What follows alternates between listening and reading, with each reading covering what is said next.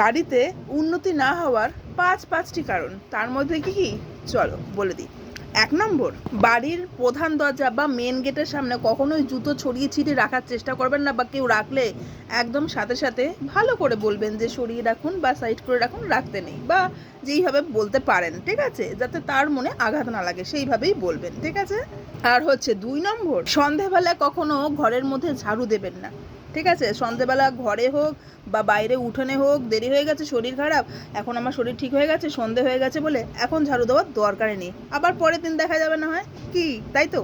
3 নম্বর হচ্ছে, বাড়িতে কিন্তু বন্ধ করি কিংবা ভাঙা আয়না একদম রাখবেন না, আর মুখও দেখবেন না, ঘড়িরও বন্ধ ঘড়ির মুখ দেখার চেষ্টা করবেন না। হ্যাঁ, ব্যাটারি শেষ হয়ে গেছে, সাথে সাথে গিয়ে চেঞ্জ করবেন, সেটা আলাদা, কিন্তু খারাপ জিনিস কখনোই রাখবেন না। খুব একটা অনেক সময় দেখা যায় যে বন্ধ ঘড়ি রেখে দেন কিসের জন্য, যে ঘড়িটা খুব সুন্দর, খুব দামি একটা স্মৃতি, কোনো ইয়ে করার দরকার নেই, একদম ফেলে দেবেন, একদম ফেলে দেবেন। আর 4 নম্বর, বিছানায় বসে কিন্তু কখনোই খাবেন না, এটা যেন মাথায় থাকে। 5 নম্বর হচ্ছে, বাড়িতে খাওয়া হয়ে যাওয়ার পরে যে এঁঠো বাসন, ওই বাসন কখনোই ফেলে রাখবেন না, ঠিক আছে, এই জিনিসটা মাথায় রাখবেন।